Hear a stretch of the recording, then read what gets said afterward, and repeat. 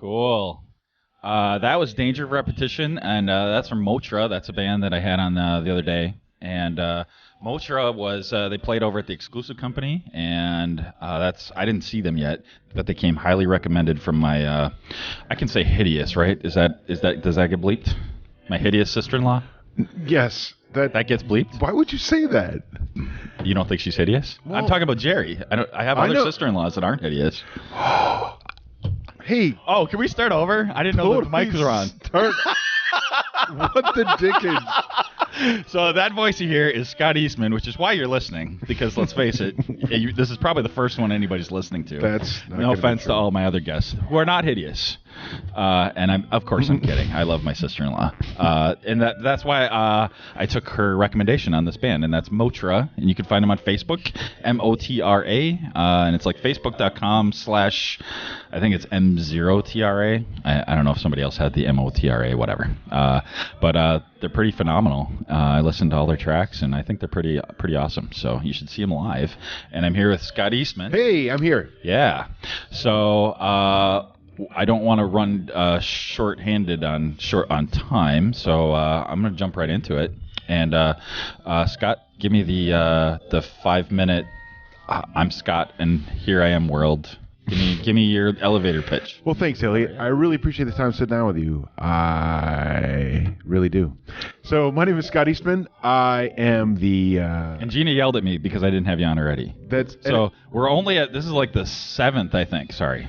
And I interrupt people. That's what I do. It's what I do. We're short on time. I'm confrontational, and I interrupt people.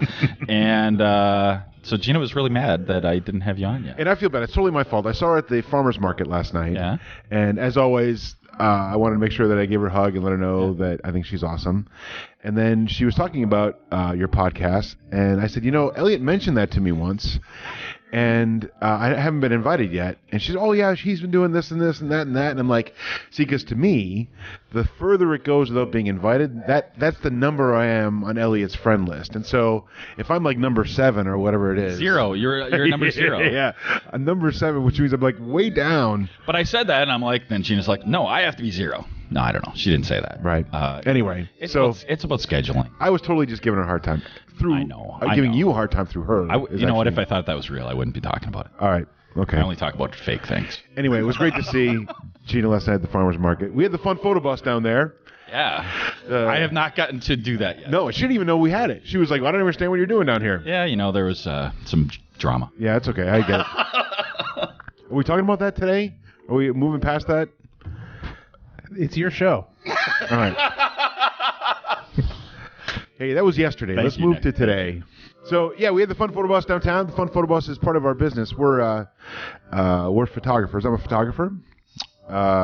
Great Scott Images. You might have heard of us. We're kind of a big deal. Totally a big deal. Not and at all. For real. And I have other photographer friends. So, but I don't keep whatever. I just say what's on my mind, and I whatever. So it's always Scott and Mark and Shayna too. Oh yeah, you know that. Yeah, the Amundsens are amazing. So that's it. That's my list. I'm like, so if you're getting married, you want those guys. Yeah, for sure. Or you want to change your wedding date so that you can get those guys. We've had that done. Not all the time, but there's been a couple of times where we're like, oh, wait, you're not available? What about this date instead? I'm like, okay. Yeah. Let's do that. No, so you're amazing, and I've had photo, the headshot thing. So, if you see my picture on Facebook, and I don't... And it's not too hideous for you, right? No, it's definitely not. It came from Scott, and he chooses what I wear. So he makes. I got to tell you guys, he's my fashion guru. You're clearly listening to this because you're fans of Elliot Christensen. Elliot came to his last headshot session with a white suit, a straight up. Don, what was that guy's name on Miami Vice? I'm not old enough to. Yeah. It was Don Johnson. It was a straight up Don Johnson suit, white cotton pants and a white cotton jacket. I'm like, what are you doing with that right now? It was really funny. So, do you remember what you told me? I don't. Remind me. I think he did. He's just setting me up. So, Scott told me that I need to not only take it off, I didn't have it on, but whatever. I can never wear it again, and in fact I have to. I am required to give it to the first homeless person. It's totally true, because we need to take care of our homeless people. So anyway, it was pretty funny. So anyway, the question was, who am I? What do I do? So Scott Eastman, Great Scott Images. We do wedding and portrait photography in town. We also do small amounts of some, commercial work, mostly because I'm not smart enough to do like straight up traditional commercial photography, like stuff with blue gels and all that amazing stuff. There's an amazing group of commercial photographers here in the area, and I'm just not smart enough to be one of them. But if you want like your business stock photography to look like what the culture of your company is, like if you want it to feel like you guys feel, then we're going to come in and do that job. We do it in details and in authenticity. I don't know if that's even a real way to say it, but I'm just like to, I don't know, generate stuff that doesn't exist. We're not like that when it comes to weddings or to families or to even our commercial work. And so we just like to tell the story just as it looks, because that feels real. It feels organic, and that's a big part of what we do. But yeah, anyway. No, it was great. So well, I'm just laughing. So I did 2 photo shoots with this guy, and the first one, he shows up at my office and he's like, "Let's go. We're going to go get pictures," because you didn't say hideous, but I had I had some pictures that I had on Facebook. He's like, "You're getting some professional pictures." They were hideous. Like, that's like the combination between heinous and hideous is hideous. And that was a few years ago already. Yeah. And we snuck into some abandoned buildings. Right. That's when you were running for office of some sort, school board or garbage man or something you were running for. Yeah. Well, not only am I'm probably unelectable. They're people think that they like people that speak their minds, but we'll see. Yeah, we'll see. They like the idea of people that speak. They like the idea, but and I'm not quite as radical as Mr. Trump, but I can empathize with at least that that type of thing. So what else? You aren't just photography. I'm not just photography. I'm other things. Like you as a person, not your business. Yes.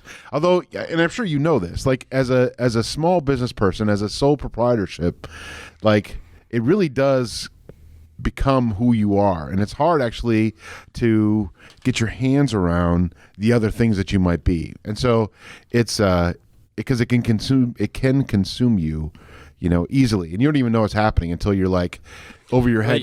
So part of that, I think that for all sorts of reasons, I think women are able to do that more than guys. You meet somebody for the first time, like you officially met Nick for the first time, and you're thinking like, I'm Scott. I'm a photographer, and right. You are what you do, right? Yeah, it's totally even when I'm meeting people, or like if I'm at a wedding, and we make it a point to try to get as familiar as we can with everyone that's in the wedding party, not just the bride and groom, not just their parents, but the whole wedding party. So one of the first questions I'll ask is, what do you do? And so, because that helps me define who they are, you know what I mean? So, like, you're right. I think that's totally a guy thing, like we. I mean, I don't like the rigid, like, this is a male thing, this is a female thing. I never really like that, but I know. I mean, and people hear about women pressures all the time, and that is a guy pressure. That, you know what? There are times where I would like to say, I'm Max's dad. Yeah. And that would be like I would like that to be my answer, but that's almost never like allowed. You know that would make you look whatever soft. I don't know. Yeah, I know that, and I'm with you, because if people ask me about like your question about who are you besides, I mean, one of my first answers is always like, well, I'm a dad. Mm-hmm. Because I think that for me, and I know this is different for everybody, but for me, parenthood and raising people is like the most important thing I could do. And so I know there's other people that have other philosophies and other directions and other, life aims and stuff like that. But for me, that's like the single most important thing I could do. And it's the single most important thing I'm proud of. When I look at my 4 kids, I'm like, these are my kids, and not only did I make them genetically, mm-hmm. But I helped shape them. And I mean, that's a big job. And so, yeah, I wish I weren't defined by my workload. But especially right now, it's a weird time to ask me that question, because we're like right in the heat of wedding season, and I think we did we're doing like 50 something weddings this year, and I mean it's like wedding, and it's still cool because it's still like there's still every wedding day is still magical to me. Like I still can't believe I'm there. I can't believe I'm telling that story. I think without exception, there's always something I'm falling in love with about the bride or something falling in love with about the groom, and it goes a long way to helping us tell their story. But yeah. Sorry, I'm all over the place. No. So 2 quick things on that. So, actually a bunch. I talk a lot. Sure. So on Facebook, you put me to shame as a husband. You're a good husband. I look up to you that way. Oh. Just on Facebook, and that's not real life. So you're probably a crappy husband the rest of them. I have no idea. Right. Facebook is the best part of us. And you're a kick-ass dad. Like you beam with pride, and you don't overdo it. You save it for special things, but you can tell, and everybody knows that about you. Yeah, and I appreciate that. I do. I'm actually a little bit misty. I know. I am too. So I think we do that. We're emotional. Yeah. So, and what are your 4 kids? I've got my oldest is Allie. She's what will she be? 20. She's 28, maybe. So, and then my second is Jared. He's 26. So they were both part of the Scott Eastman family 1.0. So they were born while I was in the Navy out in San Diego. This was back in the late 80s. And so they're both doing really, really well. Allie's married, has a son, Liam, and a stepson, that boy, Jacob. Couldn't think of his name. I saw his face and couldn't think of his name. So, and her husband, Ben, they live here in town. She works at Schneider, and he works at not American Express, Ameriprise. Which was part of American Express at one time. So in my head, it's always American Express Property and Casualty. Anyway, and they're great. They live here in town. I love them a lot. And I'm putting you on the spot. That's okay. You don't have notes. That's right. I totally don't have notes, but I should. Although like I am 48, super old. So, are you claiming forgetfulness? I totally am. Are you kidding me? What the? See, I was giving you an out, and you took it too far. Yeah, I'm sorry.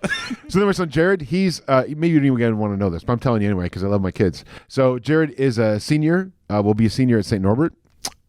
He's engaged to be married next January to a wonderful girl named Gloria. He spent 5 years in the Army as a photojournalist, and so now he's at St. Norbert on the government's dime as part of the GI Bill and Yellow Ribbon program. I'm really proud of him for everything that he's done. It's actually kind of cool because he's a third generation then military St. Norbert guy. So my dad went to St. Norbert and then was an officer in the Army during the Korean conflict. And then I myself was in the Navy and then went to St. Norbert. And then so now Jerry was in the Army and now he's going to go to St. Norbert. So that's kind of a cool thing. We're not typical St. Norbert people. We don't wear like our collars up and like Sperry boat shoes and stuff like that. Yeah. So that's not really part of our bag, but I am proud of that. So, heritage. And I want you to finish. But I'll forget because that's right. I'm not as old as you. But right. Pretty close though. You're pretty damn close. So try not to pretend. So I know, right? I too try to pretend. Yeah. You do. And I think I do admirably well. But I want to. I feel like a big jerk if I don't thank you for your service and thank Jared for his service. Like that's. I didn't do that. Yeah. So it wasn't. You make all this possible for me. Yeah, I'd appreciate that. Yeah. When I was in, I hated every minute of it, and I was young and I was married. It was like right after high school. It was like the fall after my high school, and so I was 18, 19, 20, 21, and 22 when I was in, and freshly married my high school sweetheart, and like I was on submarines, and so the schedule was erratic, and you never knew when you were going to be home and when you weren't, and I had a young family, and I hated every minute of it. But now I see, this was at the end of the Cold War, and so it was a different time. But so I didn't see combat like Jared saw combat or like my dad saw combat. But I still think it provides a significant footing to the foundation of who we are as people, and so. Yeah, it's, so whether you're at church or you're at a sporting event or something, and it's like, hey, we'd like all our veterans to stand up, and like you kind of do this thing where you're like, I don't really want to stand up because I don't want to call attention to myself. I'd rather someone else get the attention, but at the same time, the other side of that same coin is that you stand up and be like, yep, I'm pretty proud that I got to do this. You know what I mean? So it's kind of a cool thing. So, but thank you for saying that. So my 2 younger kids, Scott Eastman Family 2.0, are Ray, she's 9. She's going to go into 4th grade. And then my son Abe, who's 6, he's going into 1st grade.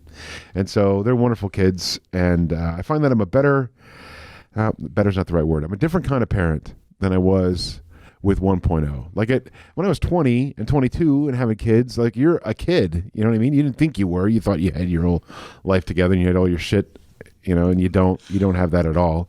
And so I actually find that I'm more friends with my older kids than I am, than a authority figure.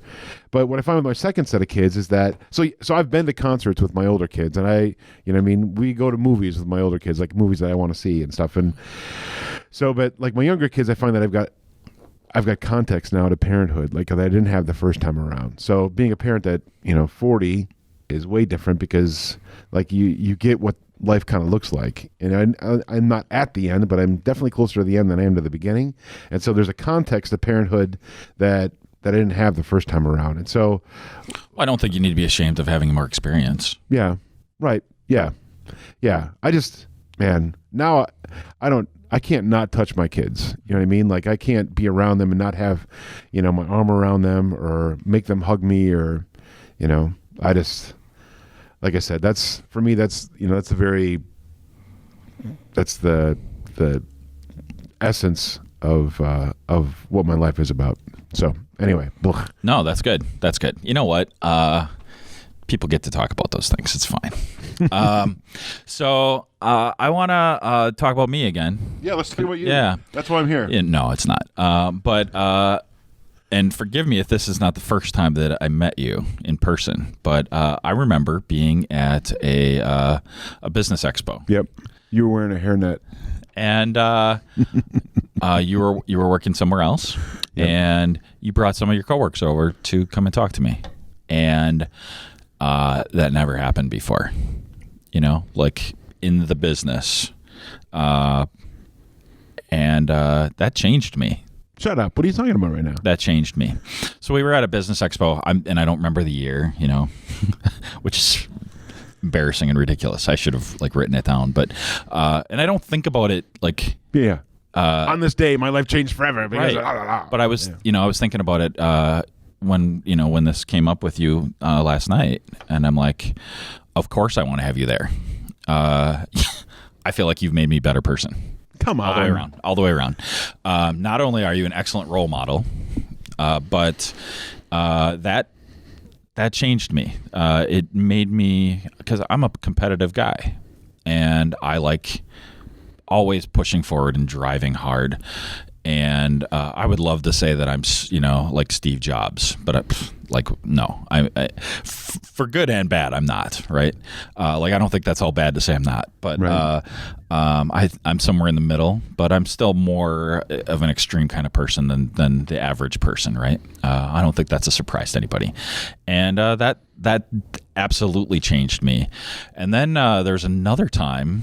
We were at Cup of Joy, and you were, I think you were either emceeing. Of course you would. If you're in the room, you're going to MC. And if you weren't, I don't know why you weren't.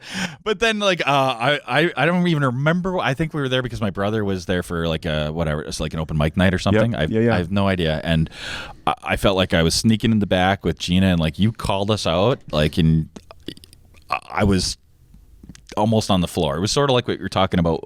Stand up if you're a veteran. Right. That's the feeling that I had. What did I do? What did I ever do to deserve the thing you put on LinkedIn about me? I don't I'm embarrassed about that, sort of, in a good way. Huh. And so tell me where that came from, because I to this minute I don't know why I'm deserving of that praise. And to clarify, I don't get it from everybody. There are a lot of people that strongly dislike me. Huh. Well, here's what I think about Elliot Christensen. I think that when you talk about what you do or what you have been doing as far as the internet, and I mean, I don't know if I don't know that legend is too strong of a word. So like at that time, so in 1996 or whatever it was, you know what I mean? It probably was. It was a long time when ago. people were wondering interweb, what the hell is that? We don't need none of that. I don't need none of the internet. And so like you and a person or two in town, right? Where the people are like, this is a thing. I'm doing this thing. You know what I mean? And so no one knew. You didn't know. Who knew? Who knew how the whole thing worked? Who knew if it was ever going to stay? Who knew if it was? I mean, no one knew. You know what I mean? And so, so here's Elliot Christensen and his wife, saying we're going to make a go of this. We're going to be an internet service provider, an ISP. Do we even have those anymore? I don't even know how that works. So yeah, if I could do it all over, I wouldn't. Well, nonetheless, you had the courage to say, yeah, I'm doing this. You know what I mean? And so out of that alone, stepping out and saying we're going to do this is worth notoriety, in my opinion. So, and I was talking to Gina about that because there's going to be a Broadway business owners meeting coming up on Tuesday. The BBO. The BBO. I just made that up. Is that really a thing? It is. I like to do that when people talk about things and then I make up the acronym. In fact, you're a Broadway business, so I am. You should be there, actually. And I'm not invited. Gina's not barred from going as far as I know. Which, sidebar, I think it's actually rather unfair that she gets persecuted for my crimes. Yeah. Not really sure what my crimes something about are. sins of the father or something like that. Yeah. It shouldn't be sins of the husband either. Yeah, and that doesn't apply to any other business, by the way, where their business partner is lumped in with them. And but she's a fierce. Sorry, now I'm interrupting you. No, good. But she's a fierce defender of it's yours. your show. Yeah, you wouldn't know that. Yeah, we're 22 minutes in. You wouldn't know that it's my show. So, but yeah, I mean, Gina's a fierce defender of yours. So, I mean, it only makes sense that they might lump her together. But I'll let you finish your story. No. So the BBO meeting. It's next. Well, it's next Tuesday, but you're going to listen to this after the meeting's already taking place. Yeah, so which is safe because it's other people shouldn't be showing up to this anyway, just business owners. But I just had that discussion with Gina where. And I was kind of thinking out loud right before I came here, and I was a little jittery because I was super excited to come here, and I was kind of talking through that, and I'm like, I am who I am, and part of that is shaped by all of these difficult experiences, and compared to somebody who went to Iraq or something, like it's not difficult, right? But you're alone when you're a business person, and I have great friends, you have great friends, and undeserving, I'm undeserving of so much of this praise that you give me, and part of the reason it stands out is because so often you feel so alone. You think I'm going to go into business, and of course I have automatic clients. I have family and friends, and people know me, and I'm likable, and then you start to question all that. And I think that's why some people who don't have that background of having to live through some of that, I think they view me differently than you do. I see. They think I'm confrontational. That's a word that is actually used frequently about me. It was used about Steve Jobs too. So I feel like I'm not. That's a second Steve Jobs reference. Oops, sorry. I know. Are you muting my mic because I'm criticizing him right now? Is that what's... No. I just technical issue. It is fixed now. So anyway, it's and I don't want to be. I don't want to be that way. Yeah. I want to be. And I in my heart, I'm compassionate, and in my heart, I wear my opinions on my sleeve. Well, I think you and I are not different in that way. You know what I mean? I think we joke. At Great Scott about how I've got no filter, and so when I'm somewhere, I'm just gonna say whatever occurs to me. Oftentimes because it's what I'm thinking. Sometimes it's what I think is gonna be funny, and there's a time or two where it's completely inappropriate and wrong. And so, but 98% of the time, it's great. Right. Yeah, indeed. Right. So here's the thing though about being that kind of person is that I'm out there, and so I've been let go from a job because I'm out there, and so. But the problem is I'm out there no matter what I see, or no matter who or what kind of mood is seems like such a trite way to talk about it. But no matter what place I'm at, you know what I mean. And so if I'm happy, I'm like everyone's happy because it's a contagious happy. But if I'm down, it's like contagiously down. And so I could see in your situation or in your instance where if someone has run afoul of Elliot Christensen, that everyone knows what's a foul in this, you know what I mean? And so I don't know if that's confrontational, just being like all the way transparent. And I don't know that some people can handle all the way transparency. You know what I mean? Like they'll take that one piece, they'll take that one slice of the pie of your day or of your you, and they'll say that this defines who Elliot is, or this defines who Scott Eastman is. And so that's a horrible thing. You're missing to your percentage, 98% of the pie. You know what I mean? And a lot of it is really good, especially with some ice cream. And you're just taking this one small piece and you're saying this defines everything that Elliot is, or everything that Elliot's done, or everything that, Elliot will ever do is defined by this 2%. Well, I mean, that's not even, you're an idiot. I'm not pointing at Elliot saying he's an idiot. Actually, you just did. But I think the people. Is this one of those circumstances where I'm supposed to get confrontational?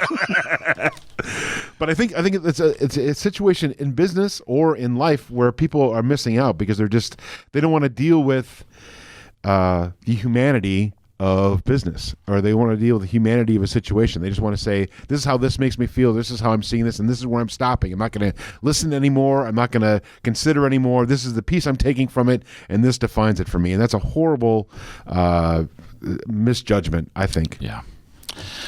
So I've had my feelings hurt a little bit over the last couple months. But it's the thing about when you come across the way that you come across, people like, that guy doesn't have feelings anyway. I know. You know what I mean? I know. So if you can be caustic, I know. You know what I mean? And you can be caustic. Absolutely. So people are like, he's like a robot. He doesn't have any feelings. If he had feelings, he wouldn't say some of the things he says. Where that's not where you're coming from at all. No. And so, but it's a hard place. It's a hard place to be. And I abhor inaction. I abhor inadequacy, and I want to be a team player. I want to give people the tools to improve themselves and to improve whatever we're talking about. I mean, typically this stuff has to do with downtown, right? I like to give people the tools that they can use to improve things. So whether that's volunteers, the whole bench thing, or paid staff, I want to amplify whatever they're able to do. Sure. I tell you one thing I have no patience for is when someone says, well, such and such organization has a full-time staff person dedicated to whatever that thing is. I see. And and as an excuse as to why something doesn't get done. And no, that's maybe an excuse to not do it to that level. It's not an excuse to not do it at all. Whatever that X is, right? So so I've had some people who disagree with some of that, and that's okay. That's not personal to me. Right. Hurts my feelings that some people are making that personal. And so to wrap that up, you have made me laugh, number wise, more than anybody in the last month. Oh, that's awesome. Absolutely. Like your Save Elliot picture. I think I laughed for an entire day. That's awesome. It was awesome. I think I needed that, and I did. I totally needed that. So, unless you have more to say on that. No, my last thought on that is that it takes I believe. And listen, it's been 7 years for the business, so it's not like I'm 30 years and rah, rah, rah. But I believe that it takes a strong person to be in business for yourself, and so you have to be super strong in one area, at least, to make it happen. And so it often helps if you've got a partner, whether that's a spouse or a straight up just business partner or whatever, that can complement your strengths. So maybe you've like two strengths, you know what I mean, to make it kind of happen. But the problem is that strength can come across to other people as you say, confrontational, or as demanding or as unmovable. All sorts of things, right? Right. Arrogance. Right. Yeah. And so and you have to try to balance all that stuff. right in your head And change your approach with different people. And, I do the best I can. And you do the best you can. And, sometimes I screw up. Yeah. I think that, it's funny because I just the other day I made a post. A lot of people joke. My friend Mike Pollitt's one of them. He was the Pollitt's is like founded independent printing. Oh. Like his dad founded it, and then he ran it for the longest time, and now it's part of some corporate something. So he's retired now, but he's been a great friend to me and a great man and certainly a great business mentor. But what was I even going to talk about? Where was I headed just then? Oh, posting on Facebook because I live. He makes fun of me because I did not make that connection. Yep. I did not know. I live my life on the Facebook, but mostly like, and I'll get to this in a second because of what it means to my business. But anyway, I posted a few weeks ago that sometimes the soul part of a sole proprietorship can be exhausting and overwhelming. Sometimes it just feels like you're doing everything. Even if you have a partner, even if you have someone, it just feels like if it's your name, if it's your shingle, if it's, you know what I mean? Your name's on the checks. It just feels like no one cares as much about that as you do. You know what I mean? It's your reputation that you're talking about. And so, and it's not tangible. That notion is not tangible. So even the people that are trying to help you might not even see that clearly, that look, this is my name here. And so, I can screw it up enough on my own. I don't need other people jumping in and helping me screw this up. So, right. Sometimes just being on your own is tough. And so I admire anyone that does it. I was at a meeting yesterday of the IMS, which is not the Mission Impossible team, I found out. So I went thinking that that's what I was, and it wasn't. No, I'm just kidding. I didn't. So it's all these, local businesses that like trade and barter and services. And so I show up to this meeting and it's like wall to wall old people, like they're there. It was like for lunch, but I think they thought it was dinner time because it was like an early bird kind of thing. But I mean, you had it like, so it was these guys from the clock repair store or whatever who've been in business forever. I'm like, how do you even make a living right now? Who even has a clock? Everyone's got a clock on their phone. Like no one checks a watch or a clock to see what time it is. They pull their phone out of their pocket and they check what time it is. And I don't know, but I mean, like I got to respect them for being, and there was a guy from the National Cash Register Company. We have your cash registers and your tapes and your ribbons. I'm like, tapes and ribbons? I know. Everybody's got an iPad. Square, man. Yeah. Everyone's sliding a card with Square. I know. So it was weird, but I mean, to be in it for that long and still be in it, I mean, that's a remarkable thing. But I mean, so I have admiration. Like I said, it's only been 7 years, but I mean, for people that have been doing it for 20 years or 30 years. They talk about so even the Fortune 500, I think the average age of a company in I'm going to get it wrong, but one of those big indexes, right? The average age is like 30 years of like mega corporations, right? That's the average age. There's some that are older, like General Electric, but most are, in some fashion, they're not. They're new. Right? Yeah. Google's 15, almost 20 years old, right? Right. But like they're going to be one of the old ones pretty soon. Right. It's for crazy. Sure. And small businesses, I think I don't even remember the stat on it, but it's like 3 years. Right. Like you're probably going to be gone. Yeah. Which is crazy. It is crazy. It's hard. It's hard for me to believe you've been doing this 7 years. Right. I mean, I remember when you what I'm doing right now with the whole like putting your name on it. Yeah. You are a huge inspiration for that. Huge. But I can't believe it's 7 years. Yeah, it's crazy. That blows my mind. It's crazy. You are old. I am. I'm super old. I'm just sad You're the only one getting older. I'm just sad that I didn't figure out like what was my thing until I was, in my 40s. You know what I mean? I wish I would have figured out. Of course, if I would have done any interview earlier, it was a different ball game. It was film, and it was right. I mean, it's a totally different bailiwick. But then I look at these guys that have been shooting forever, like guys like Mike Romer, and and I think, boy, they've been in it forever, and they're doing amazing work. And it's just incredible. And so I'm glad to have found it. I wish I had more time to plan for retirement, but no, it's been great. Yeah. And so I think, when I think about our business, because we don't do much marketing.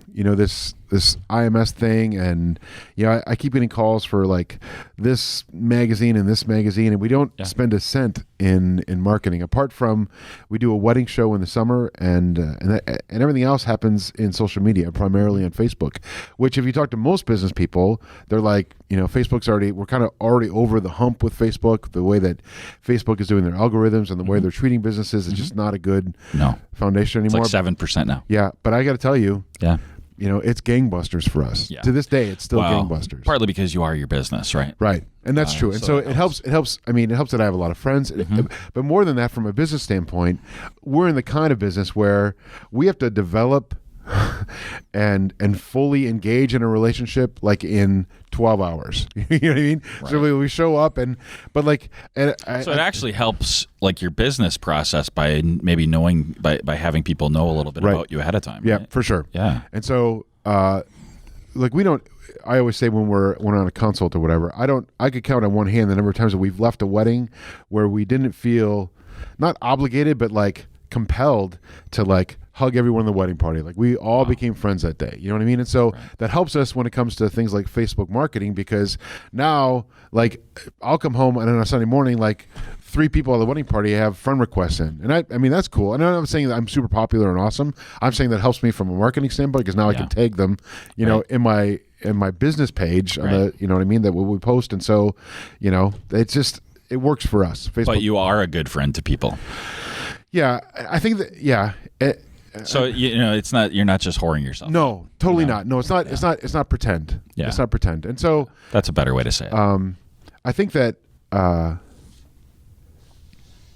that's a double-edged sword as well, because if you, and this is a weakness, if you asked my wife, Mrs. Great Scott, otherwise known as, and she's her own person, Kate Eastman. So let's come back to this. All right. It's a teaser. Oh. Yeah, let me tell you more about Mrs. Great Scott when we come back after these messages. See? So what I had my last 2 people do, and those haven't put out there yet, but you are a photographer, and you have lots of years of experience, a consequence of being old, right? This is your first time being here? Yes. What do you think of the studio here, Camera Corner Studios? Well, I think that here's what I dig about Camera Corner. Like Camera Corner didn't just like set up shop and then just like build walls and then that's it. They hope that people come in their doors. I think Camera Corner is awesome about being involved in the community, and this studio I think is an extension of that. So they saw an area of in the Green Bay community. There's like, we don't have this. The community could use this, and I don't think that I don't think that he's the boy with the face. His son works there too. Ryan, one of those two, one of the Chernicks. Yes, Scott did that. Okay. I didn't do that. It's all good. Rick Chernick has that face, right? It's like it's a face. Yeah, you know what I mean. Yeah. So anyway, so I don't think Rick Chernick is he's like I'm not donating this building. So I know that he's a business person. He doesn't make sense. Absolutely. But he saw an opportunity, for the community to be able. So I love the idea that you could just come in here, and so no matter where you're at in your creative life cycle, as far as like being your own photographer, your own videographer or whatever, what a great thing. Up until Camera Corner, Connecting Point opening up the Camera Corner studio, like there was no place that we could go. You know what I mean? Like you'd have to like hope that a friend would help you out or whatever. And so to have an equipped place, or you have to build up credit card debt, right? And rent a place. Yeah, and that's horrible business. It is horrible business. Trust me. So I've seen lots of people do it. Right. Yeah. Yeah. I think it's a great space. I think it's a brilliant idea. So briefly, like what things stand out here? Like which things would have appealed to you 7 years ago, maybe, or now even? Yeah, I think that the fact that there's an expert on site, so in this case Nick, I don't know if Nick is always the guy, if this is Nick's shop, but kinda. Nick is awesome. I think that there's legitimate equipment here to be used.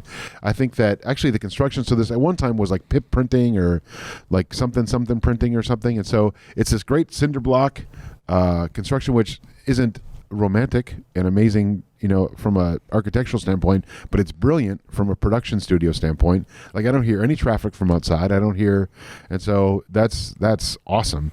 And it's a wide open blank canvas. You know what I mean? You're not like stepping into what might be an architecturally beautiful building, but now you're like, crap, I don't want brick walls or I don't want hardwood floors.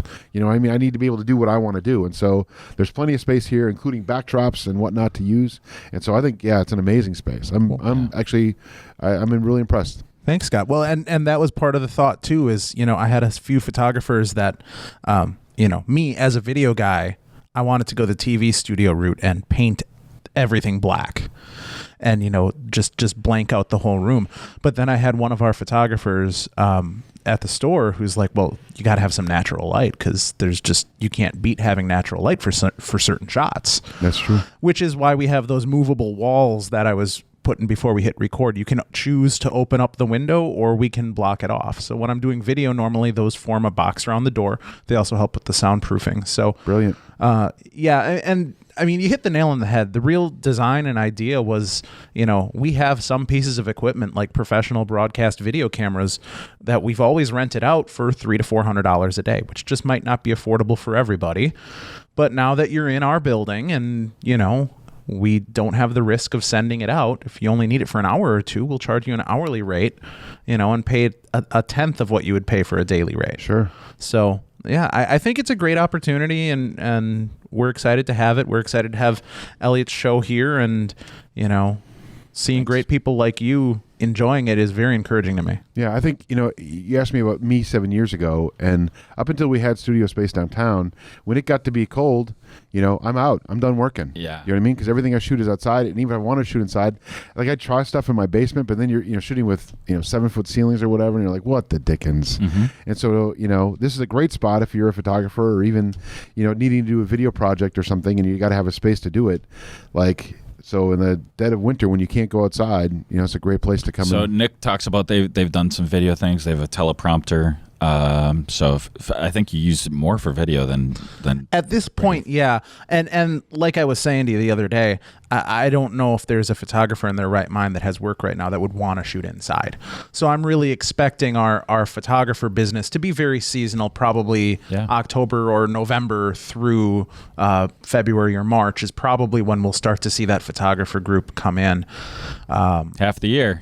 Yep. Right. Half the year in the tundra. Yep. Right. Well, and that's just it, So we'll have seasonal business there, and then I'm really thinking that as I start to see more business clients, that the live video streaming is going to become a big thing for people. I think that could be huge. And partnering with others that I can teach some very basic social media, but partnering with someone like yourself or other media marketing specialists, that we could really offer some classes and help produce the media that they decide that they want to create after learning about it.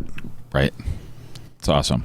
So how would they get in touch with you, Nick? 920-272-0148, or you can email rentals@cccp.com. Awesome. And I joke all the time that it's Scott's show, but it's really Nick's show. Nick does all the work. I buy that. He totally does. Like, I'm going to get an MP3, and then people are going to go, "You're amazing." I handle the technical portion, but it's really all up to you to come up with the content, and that's really what it's all about. Then I got to work harder. I got to be better at this. I think the perfect relationship is an artist who thinks that it's all about the technical, and the tech team that thinks it's all about the content. Wow. Yeah. That's a good thing. It's a good place to be. Yeah, yeah. So, back to your lovely wife. Yes, Kate Eastman. She's the marketing communication coordinator at Paper Converting Machine Company here in town. Why was I even starting to talk about her? Because you always do. I do. Yeah. I do. She's a wonderful person. She really is. She really is. What was I was telling a good story, though. We were talking about business. You were talking about having a good partner.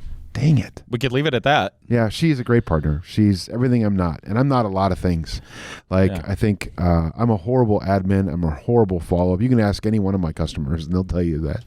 So, but she's really great about making sure that the I's get dotted and the T's get crossed and that everything's taken care of. And so she's been a wonderful part of Great Scott. But there was really a good reason I was telling that story. Well, maybe we'll circle back to that. Right. So, what's next for you or your business or both? So actually, we're part. The reason that I am an on-Broadway business is I share studio space with a handful of other photographers, including, and I think Nick was alluding to him earlier, Paul Menke from Paul Menke Photography, Eva Portermeister from Portermeister Photography, Melissa something from something don't let her listen to this. She'll be so mad at me. You don't have Facebook in front of you. You don't have your Google in front of you. She lives in my neighborhood and she's so sweet. Oh my gosh. No, don't worry about it. That happens. Anyway, so we share space. God, don't let her listen. You should have just said Melissa and been done. Right. Yeah. Nobody would have cared. So right now we're in the Platten apartment building. Yeah. And have had a good year there, but we're moving down. It's a nice spot. It is. Mm-hmm. It is. It's around the corner from on Broadway. We're still in on Broadway district. So the Broadway district goes from the river to Ashland. I see. Yep. So you're absolutely in the district. Yes. Around the corner. But we got a chance to move closer to what I call the wedding district. So, which is just down the road. It's not that big of a deal. That's not an official name. No one's recognized that. But there's a. We actually talk about that a lot. We don't call it the wedding district, but we do talk about having very wedding centric events, right, and all sorts of things. So in that one block of Broadway is Du Bois, is Monzu Bakery, is Adam Lesage Photography, who's was an early mentor of mine, an early encourager of mine, and is a brilliant artist. Brilliant, absolutely. I am humbled by his talent, and I shrink in the shadow of his work, truly. And then, but there was a spot there in that same neighborhood, so like sort of next to Red and Boost Mobile. Yep. Can I bring this up real quick? Yeah. As an exiting president of the On Broadway thing, like exited. All right. It was brutal. All right, but let me tell you. Those LED lights around Boost Mobile, that's an abomination. So I don't know if I'm stepping on anybody's toes. I don't know if the Camera Corner owns that or something like that. So I'm just telling you right now that like all those people that are mad about the Walmart, and whatever else. Your new landlord owns that building. Yeah, and I know that. Yeah. And so, but I'm not mad at him. He's just making money. Yep, that's their tenant. Yep. Right. I'm mad at the people with their T-shirts and their signs, and they're mad at Walmart. I don't know how they're not mad at Boost Mobile for those hideous LED lights that ruin the look of Broadway. Shame on all those people and their Birkenstock sandals and whatever else they're doing. Drive your big SUVs from Alloway and start picketing that business, because that's horrendous. That said, how do you really feel? Right next to Boost Mobile is where we're putting up shop. So you'll be is that where we should come with our picket signs? Yeah, you should. We should set up, and I won't be taking pictures in the front window because I won't have natural daylight on account of the brilliantly lit front end of Boost Mobile. Shame on you, Boost Mobile. I think they probably take that down. Like you're talking about the string of LED lights. Yeah, that's a little obnoxious. They should take that down. Like as if you drive Christmas. Down, like if you drive down in Milwaukee, like in bad parts of Milwaukee, every store has LED bad lights. Parts. So if that's what you want, the good parts. If that's what On Broadway wants to be, they should just leave Boost Mobile alone. But if they want to be a legitimate downtown world sort of thing, Main Street something, then contrary to being the confrontational individual that I'm painted as sometimes, I view myself on those types of situations as a pragmatist, because we have storefronts that are empty right now. So I would rather have a bad business than have no business, personally. Right. And because I feel like the rising tide raises all the boats, right? So either they'll get with the program or they will move out, because if part of removing some of the riffraff, and I'm sorry to say that about them, they are a neighbor, right? But part of making some of those people either change or get with the program, get with it or get out, right? Is demand. Is supply and demand. Sure. If rents go up because every place is full, places like that won't be attracted to the district, right? So so there's kind of two hands on that, right? And you should, if you're moving in next to them, you should say something to it. Yeah, I probably will. I haven't, partly because I didn't want it to be like an official I'm speaking on behalf of the organization or anything, but I can now. So you totally should. Yeah, let's my pick neighbor it too. Let's pick it when we're done here. I don't know. How about if we give them a chance before we pick it? I'm a big believer in. So this is a little bit of public shaming. There's 5 people that listen to this, right? But, 6. I found out. I have one more listener. I found out. Good today. for you. Yeah, I'm up to. That's 6. like a 20% increase. Yeah.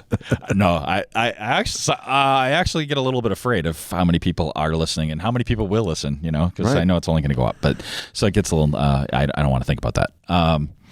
But we should say something to them. So anyway, so we're moving. You asked me about the business. So we have 2 weeks. So maybe by the time this goes on, the LEDs will be gone. So let me just say, I retract that statement. If those lights are down and they use like fun on Broadway sorts of light, then I take back my statement. Yeah. They're not going to have, though.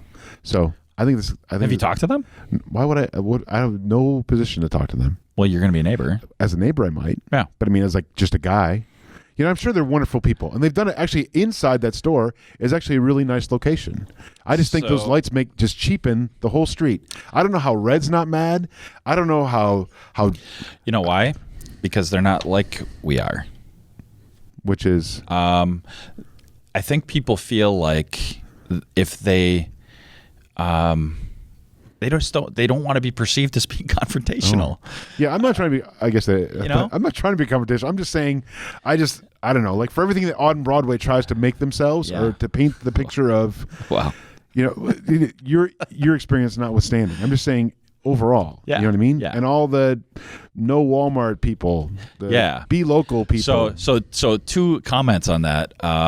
Number 1, I think Nick will second this. I don't think I've had any guest that's just a dude, that's just a guy. Right. You're Scott Eastman. Yeah. You say things. I'm sorry, Scott. Like if you said something, it would make an impact, and you're saying it, and it will have an impact. Yeah, and I'm sure you're going to run off to Facebook after this and probably say something too, and it matters. Although I did get invited to be a celebrity chef on the So You Think You Can Cook. I'm like, I don't think I'm famous enough. You are. Everyone knows who you are. Honestly, Scott, there are people that come into the store that cite your work as You're an inspiration. telling a big fat lie No, right now. absolutely. I have people that come in buying cameras and they're like, yeah, I really like Scott's work. Shut up, That dude. great Scott images. I got to see that stuff. Totally just making I this have up. never seen Scott turn bright red before. Just ridiculous. Wow, good right job. now. Good It's job, truth. Mike. It It is. It is true. So, and whatever. I mean, this sounds like the Scott Eastman fan show, and I am a fan. Yeah, well, But it's truth, and I'm putting you in the camp of whatever. This is number 7. The first 7 people I've had, I am blessed to have access to people like you. Amazing. And if you said something, it would matter. And just saying it matters, that doesn't mean they're going to change. They can disagree, right? Sure, of course. President Obama could call them up, and they might not change. Right. There are people like that, right? Right. But did you call him President Obama? Was that on purpose? Does that like have some sort of meaning? do I have an awkward accent? It was a little lisp. You said President Obama, and I wasn't sure if that was like a I love dig or something that I didn't know about. Or no. Right. You know what? Wait, did I say stuff about that radio show host while we were recording, or was that before? That was before. Okay. I was gonna mess with him, Nick. I got really scared. You know what? I feel like he was sort of set up to fail by his fans. So part of I think the reason that you're very right now humble, we're talking about President Obama. Yes. Okay. Yes.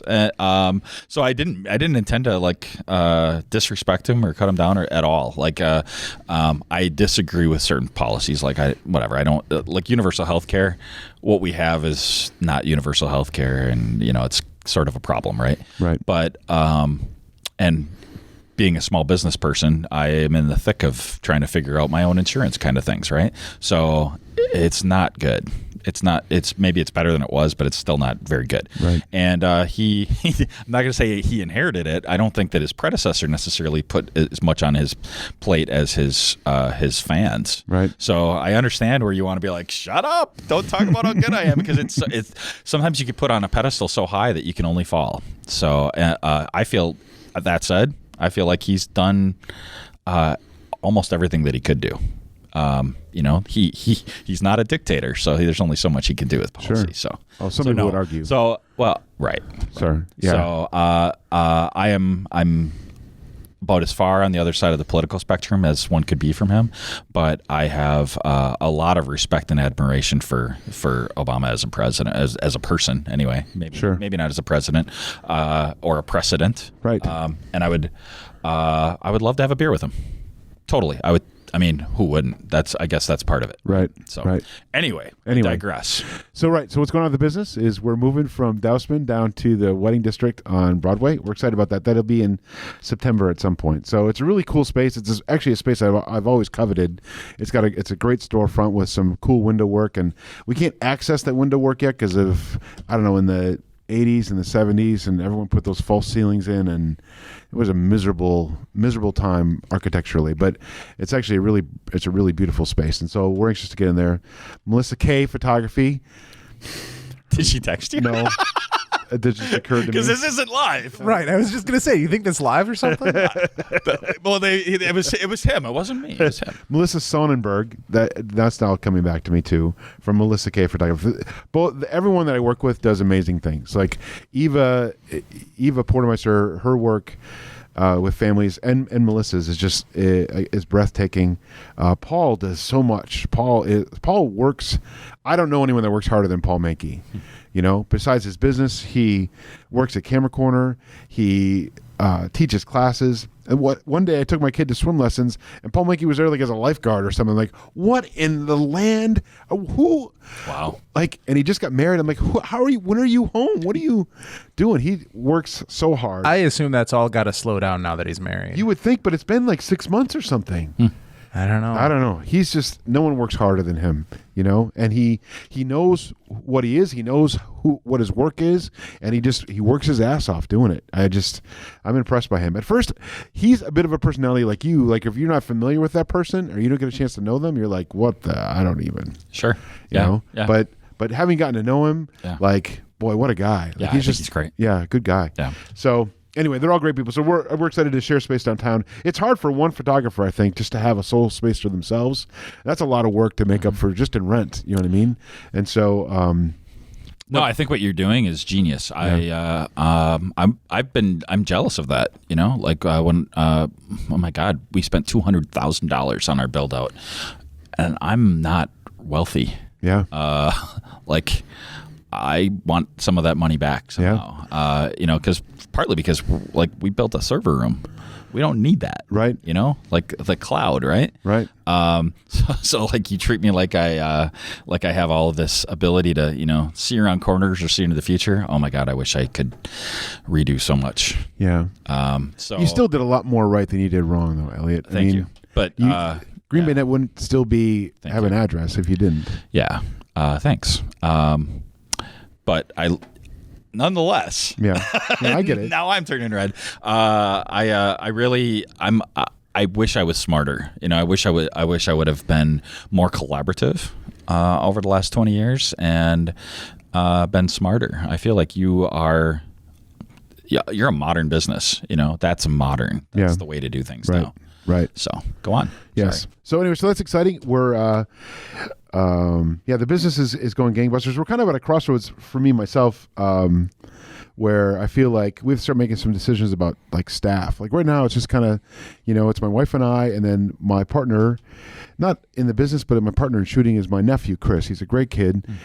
He was a second shooter for the longest time, and I got to the point where I wasn't able to distinguish his pictures from my pictures, which is a great place to be for a photographer, because then you can say, I've now duplicated myself. Wow. So now if we have a wedding already and we get a inquiry for a second wedding, I have no problem saying, let's send Chris on that wedding.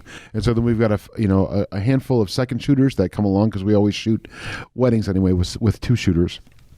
And so it's been great, but I think we might need to look at, because we have this great admin girl, her name is Courtney. And so, but I think that, but she kind of like works like on a as needed per hour basis. You know what I mean? And I think we might need to look at saying, you know, we have to have staff, I think, which is a scary place, because now you're starting to be like I'm responsible for another person. You know what I mean? Like, it was just my wife. I don't mean to say just my wife, but I mean, No. you know, she's invested in the business herself. Right. That's different. Then to say, I'm going to hire you. Yeah. And you have to trust me that I'm going to be around in 6 months or 12 months, or, you know what I mean? That's a scary place. That's Super scary. Yeah. And I know that you've been there. And so it's just, because I'm just like a guy with a bag of cameras. We had over 20 employees at one point. That's insane. And at that time, it was to the point where if somebody was walking on the street and they had the look, we'd say, "Hey, come on in, let's talk." Right. That was a stupid, crazy time, and I wish I could have had. I'm glad we were able to pay, the people we had and everything. But boy, I wish I had some of that money back too. Yeah. I would have decided things a lot differently. But I mean, you know, times are different. In a lot of ways, business is a lot easier now. Yeah. It's crazy. So staff is scary. I'm intentionally doing things. I kind of want to have a clean slate and kind of start over in some regard. Partly to, you know, just get out of that mindset. Like, this is how I've always done things. This is how we've always done things. And kind of have no staff. I look at you and I look at other people that do similar things to what I do. Yeah. And they're able to get by with no staff. I would like to get to that. I would like to be there. Yeah. So. For sure. Oh my gosh, we have 10 seconds. No. We always go over just a little bit. That's why those are bonus minutes. That's why Nick said no. We need to go a little earlier. The clock is a suggestion. I thought everything kind of shut down. Like stop signs. Yes. The lights will just start to dim. Speed limit signs. Unexplainably, the power goes out. That's a good way to do it. That's a good way to do it. Like blink the lights. Yeah. So I just want to come back around to one other thing. Yeah. So you had asked about, or we were talking about, like you at the business trade show, or you at the Cup of Joy, or whatever. And so it just reminded me of a when I was a kid, my dad was a Prudential insurance man, and this was back in the day when you didn't have like an office and people came to see you. Mm-hmm. Yeah, he went. Like he had a territory, and he went door to door, and like there was a time when he would like on Mondays he'd go to every one of his customers and collect $1.38 for their insurance premium or whatever, and he had this huge satchel that he would carry, and everyone had a page, and it was like this crazy business. But he did that for whatever 25 years or 30 years or whatever, and he retired early, retired at 55, and so he's actually. I think he's still alive. He's doing great. I think he's been retired for longer than he worked, which is awesome for him. And I don't know how he did it. Like we were never super wealthy. We took a trip every year, and mom didn't have to work. And but I mean, and he always had a new car. Like never more than 2 or 3 years old. But anyway, he always said that he was always proud of the fact. He said you could ask anyone in this city, and no one will ever tell you that I screwed him. And so he was always proud of that. And I never set out with this idea of trying to be giving and kind to everyone, but I find that from a business standpoint, nothing has paid me back more dividends than giving what I've got. I think that whether you're a Jesus person or not, or whether you're a church person or a Buddha person or whatever you are, like no matter what you are as a human, you should always give. In Jesus' world, we talk about a tithe. And so you should always give a tenth, at least, of what you are to someone that doesn't have it. And so whether we're talking about money, or whether you're talking about time, or whether you're talking about your talent, you should always give that away. Give a portion of that away, because that'll always come back to you. So I feel like the things that we do as a business, the help portraits around Christmas time, where we go to the Salvation Army and take family pictures of people that would never get family pictures made, and then print them out so they can put them in an envelope and send them to their family, or whether we're off to an orphanage in Kenya and taking pictures of kids there in the orphanage so that they can have good images to do fundraising, or taking pictures of families whose parents are battling cancer so they have nice images before their parents get worse or whatever. You should always be giving your shit away. And so if whatever you're doing in business, if you're not giving part of it away, and you're wondering, I believe if you're wondering like what you could be, if you're wondering how you could be bringing more in, mm-hmm.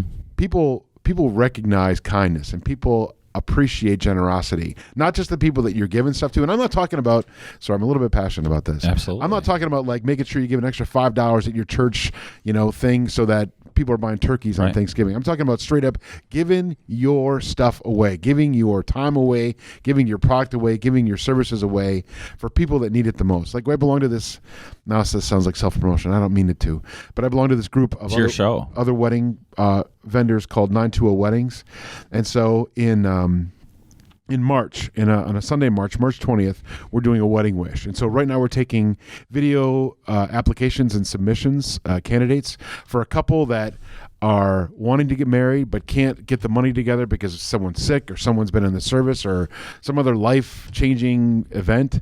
And so all of us are saying, we'll do your wedding for free. So the cake lady's making cake, and the chapel's providing the chapel, and the caterer's bringing food, and I'm shooting pictures, and the videographer's taking, and the flower person, and the jewelry person, and the honeymoon person. So we're all given, and not because yes, it's a nice way to attract attention, but more than anything, we all as a consortium knew that you have to help people that need help. And so I think if there's one thing that I could attest to 7 years in business, or the success in business, or maybe even like the fact that I'm embarrassed that you'd say this, but even the fact that Scott Eastman is a name, I attribute to the fact that I'm faithful to make sure that we give some of that back.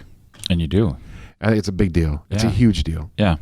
So now we're 1 minute over. No, so I have to close with my last question, because otherwise I have to have you come back. I got trapped by that once already. So when I ask you to come back and co-host with me, yeah, that'd be awesome. you see, I said when. Yeah. Leading him on. If I said if to everybody else, I don't want to slide anybody, but no, that's all right. I am, but I totally would have every single one of the people that I've had so far back as a co-host. So who would you like to have as our guest if you're co-hosting with me? Oh, that's brilliant. Huh. Wow. I wish you would ask me that ahead of time, because there's like 6 people just all of a sudden in my head. Name 6. Name 3. Name 2. It's your show. And I don't know about your politics on Broadway and everything else. So if any one of these people is like, oh, well, and I'm not saying I think that it is or it isn't. I have no personal problem with. You know who I really believe in? Anybody, I really believe in Brent Weicker. Oh, yeah. I think he's. I already told Brent he has to be on. Yeah, I think you know, he dodged it. He said he said I have to talk to his assistant. Yeah, I think he's brilliant. I think he is brilliant. If at some point 30 years from now, if there's not a bridge or a street corner named after Brent Weicker, we've missed the boat as a city, because I think I will head up that committee. Yeah, I think he's brilliant. Absolutely. Yeah, I think for sure him. I think that he's the president of Green Bay. Yeah, I'll buy that. Yeah. I'll buy that. And you know who I stole that title from? Him. He called somebody else the president. Is that of right? Green Bay. Absolutely. Oh, who did he call the president of Green Bay? He actually called Jammer from Camera Corner the president no kidding. of Green Bay. Yeah. Yeah. Because I was having lunch with Jammer, and everybody knows Jammer, and so they'd walk in and they'd be like, hey, and I think Brent was. I don't know. He pays it forward all the time. Yeah. So. Yeah. I dig him. I dig him as a person, as a business person. Absolutely. As a community person, I like him a lot. Who's that guy? So, but okay, I am going to throw it out there that I had you on before I had him on. So, well, my other, although I really would like to be the co-host for that show. I'd like the 3 of us to be here. I think that's the only way I'll be able to get away with it. Yeah. Actually, if you told him that Scotty's from there, he'd probably show up. I think so. So who else? Who else you got? Brian. What's his face? Really? What's his face? Brian Danziger. I think it's hilarious that you couldn't come up with his last name, because of course he calls everybody by their last name, right? Does he? Yeah, absolutely. Oh, so I think absolutely, Mr. Eastman. Yeah, maybe that. Yeah, maybe that. Yeah, I like. Oh my gosh! Of course. Yeah, Brian Danziger. Yeah. And I keep getting him dudes. So you see, very, very astute of you to be aware of that. Although I don't have good luck. I probably shouldn't say this. Those are top tier. Let's move on to the next topic, because I don't have good luck with like powerful women. I don't think powerful women like me. Well, so we talked about the struggles of being in business. Imagine those on top of being a woman. Right. I have a lot of. I'm married to one. I have a lot of respect and empathy for women who are, I whined about having a little pressure, saying, "Ooh, I'm defined by my job," but women are defined by everything. Right. And their job and their bodies. Yeah, you know what I mean. So, yep. Oh wait, you have boobs? And their kids. Yeah, I get that. That's not right. That's not right. Right. I don't feel like I'm defined by my kids. They might be defined by me, but I don't feel like, and me more than normal, I feel like I am actually a little bit defined by my kids. Like Ben he had his delivery business when he was 12, and Max is Max. He's a prodigy. Right. He's going to be our mayor, right? He's got my vote. Yeah, I know. See, I got an email from a dude. New topic. Sorry. Okay. Last thing, and then we'll close out. Oh, I don't want that to be the last thing. Oh, well, okay. Well, then, fine. okay. Go for it. Go No. for it. Go for it. So, but someone We can clip out all the parts where you were talking good about me. Right. someone emailed me, and they're like, "Hey, I was talking to some other people in the party. We're wondering if you'd be interested in running for the county board." To you? Yes. There are a number of people that want some change. Yeah. Yeah. It's a mess up there. I would say that, let's see. Well, let's just say a majority of the people that have been on here already have been asked similar questions. Really? Absolutely. Absolutely. Well, then you're inviting the right people to your show. I feel like I am. Yeah. I feel like I am. Like, I'm blessed. You're an excellent speaker, and I take that all the way back to all of them. I feel like they're great. Even my brother, you know? I had him because he broke his foot. Oh. That's probably, Well, he was available because he broke his foot. Right. Thanks. Yeah. Now I won't be kicked out of Thanksgiving. That's awesome. Well, I want you to know I super appreciate the opportunity. Did you have one more thing? Nope. That's Two it. more things? No. Okay. So I have to have you back. See, that's a teaser for next time. Right. So we want to roll that last song? We can do that. Yeah. Did I miss anything? No. Okay. So this one is called Fast Cars, yes? That is correct. Yeah, and this is also by Motra, and you can find them on Facebook and all over the place. First time I met your sister-in-law yeah. was Thank you, Scott. when she was married to like a guy from inner city Sasquatch. Remember that? Mics are out.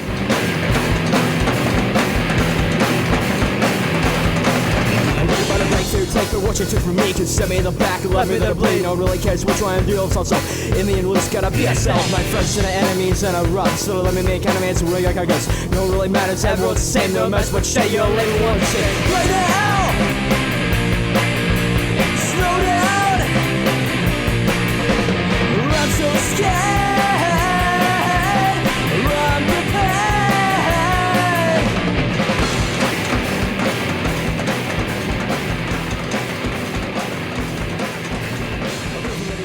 Something to answer, no real cares, it's just pretend.